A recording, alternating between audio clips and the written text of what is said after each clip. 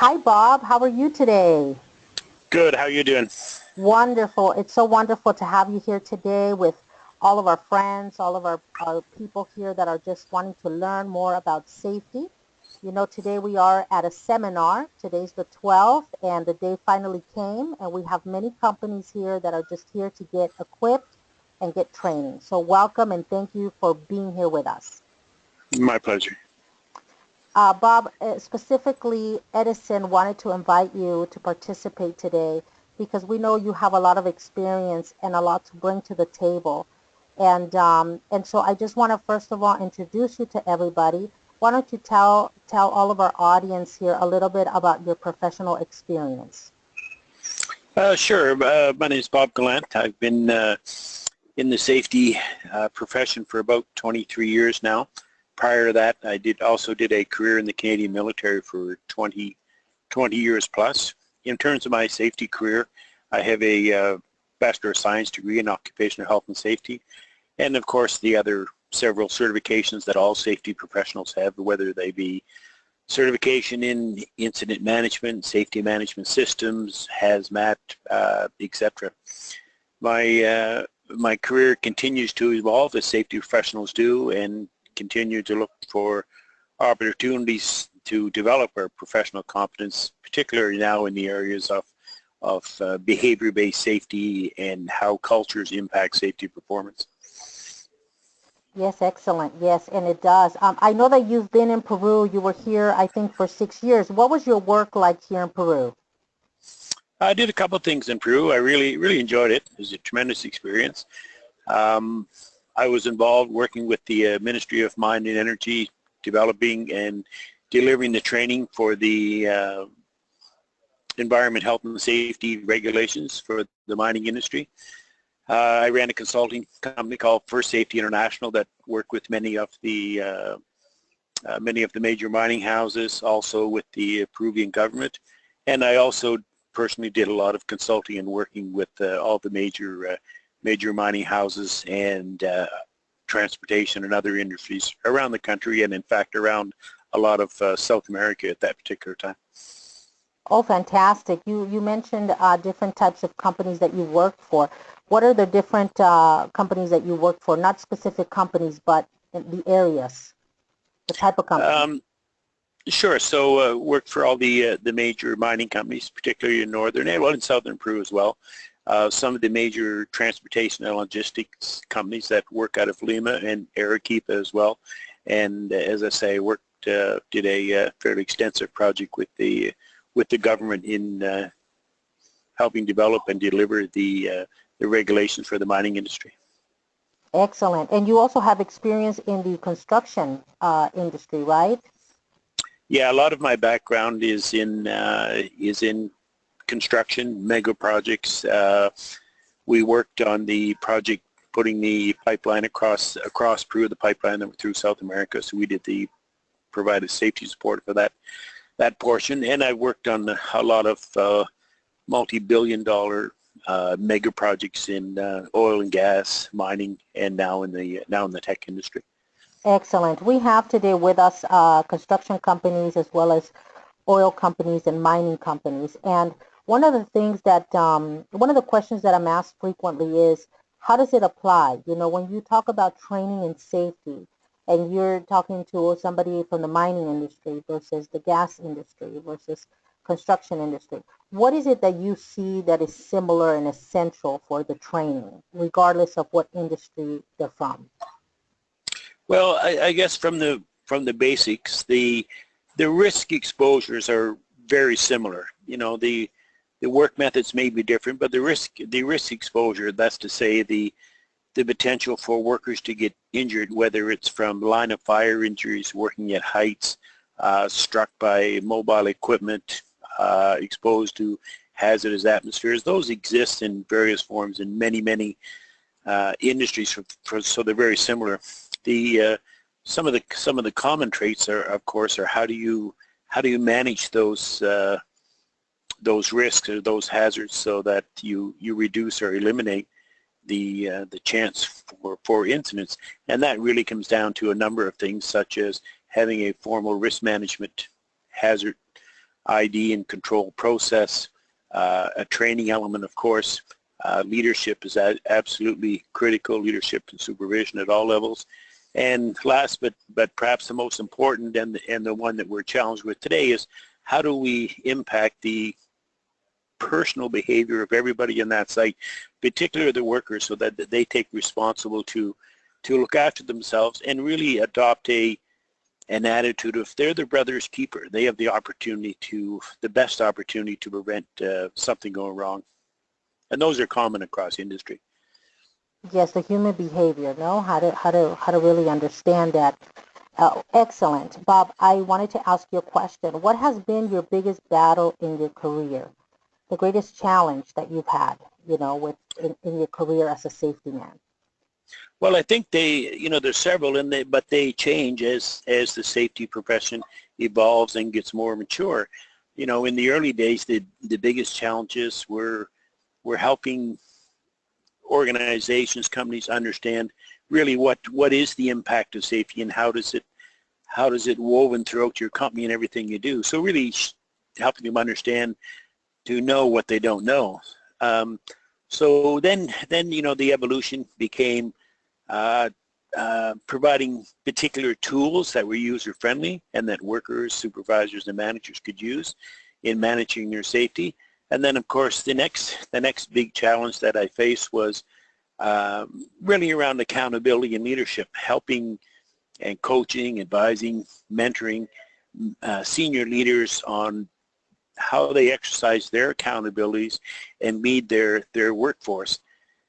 The last and maybe the last greatest challenge that I think most of us are working on today is that behavior-based component, where we're looking at how do we ingrain personal commitment and a personal buy-in in every individual in their day-to-day safety activities to keep safe. Absolutely. Yes, absolutely. I agree with that. And I wanted to ask you in regards to cultural differences. You've been here in Peru. You've worked obviously with Peruvian leaders. What would be your advice in regards to the safety culture, creating a safety culture, which is not easy to do? What would be your advice? Well, the first thing I would say, and I'm currently dealing with some of those challenges yet again and have several times over the year, is that don't use culture as an excuse to work unsafely. Whether we're working in the Latin culture or I've worked in Africa, Asian work environment, sometimes people have a tendency to say, well, that's just the culture. But people are people regardless of what their what their makeup is. And so I would say when you're dealing with the culture, you need to be firm but fair. You need to over-communicate so that you provide clarity. But perhaps the most important thing is you have to ensure people understand the message and then treat them as human beings. Treat them with respect, challenge them, acknowledge them, guide them, and reward them. And when you do that, generally people will respond in the way you're trying to lead them and want to do that. So regardless of the culture, and it takes a pretty flexible skill set to maneuver through all those cultures. But the common themes of respect and trust and empowering people and acknowledging them and rewarding them, that will work in any culture. Very true. Yes, very, very true. Bob, what are two things that you have discovered about the human conduct in regards to safety? First of all, it's extremely dynamic, particularly in the construction industry. If you have a perfect day today because of no incidents and everybody's on board, that doesn't mean you can rest on your laurels. You'll have a perfect day today. It's ever changing, so you have to be continually growing, monitoring, and keeping in touch with the pulse of those changes in safety. And I think the other thing that we constantly are challenged with, the world is so connected, so competitive. Everybody is aware of what everyone else is doing. So keeping focused on what your roles, responsibilities, what your tasks are, and don't worry about the stuff that that you can't influence. That's very true. Here in Peru, we are introducing a program to do trainings online.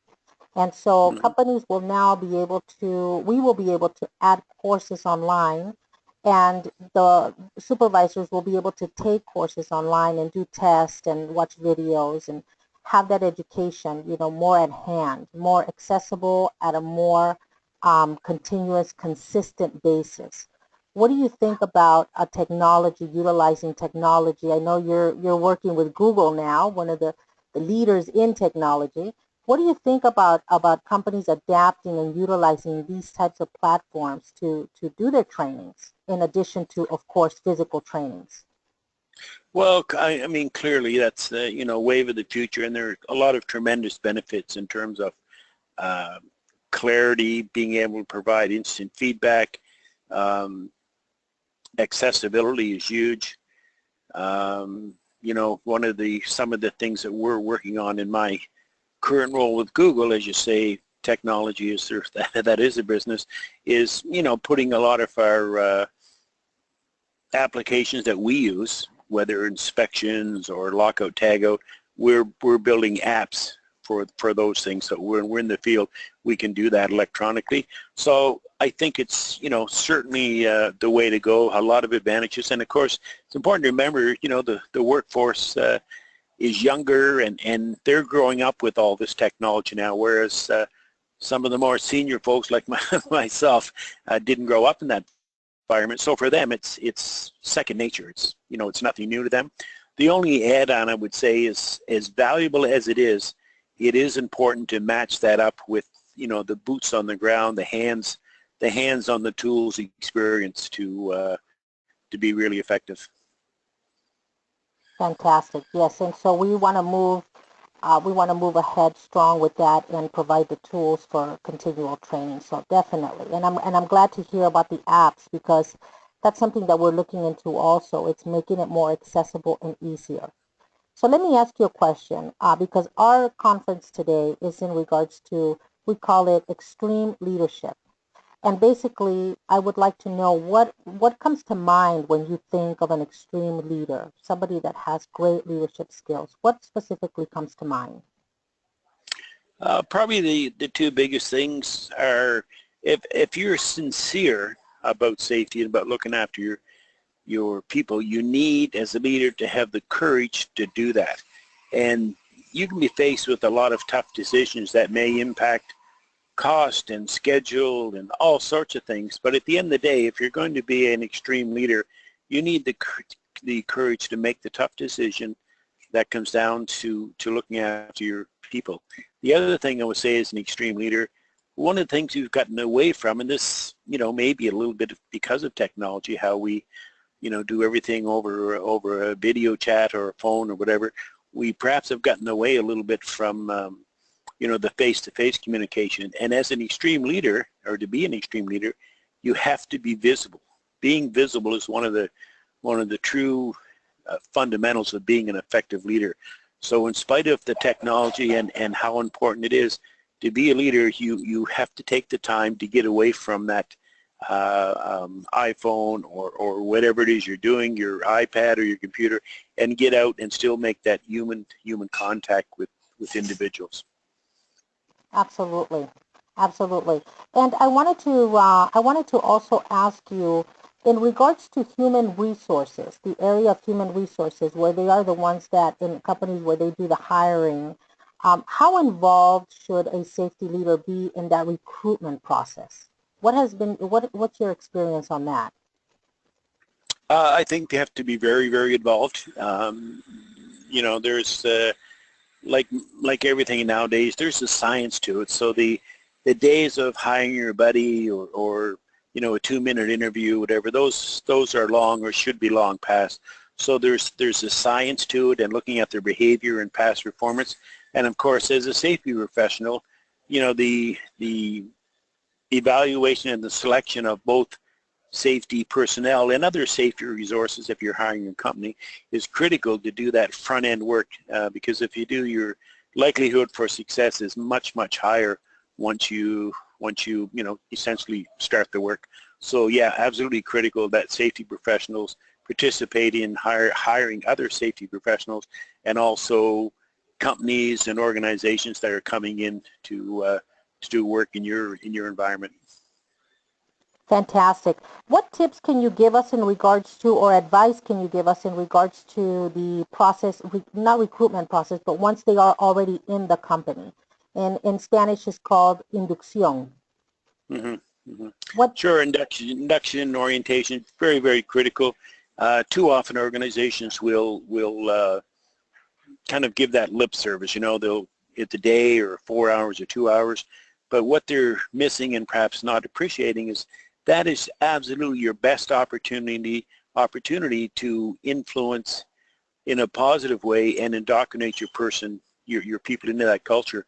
So when they come in, obviously you want them to understand and become proficient with whatever tools your organization works. You want to make sure that you assign a mentor to that person. You want to make sure that they get feedback, and you want to do it, fairly for a fairly long term, i.e., once you're comfortable that you can send them off on their own, you want to check back over the coming weeks and months to provide feedback, see if they need help, but also, fresh eyes coming into the organization. Often they will identify things that perhaps have gotten overlooked by employees that have been around for a long time.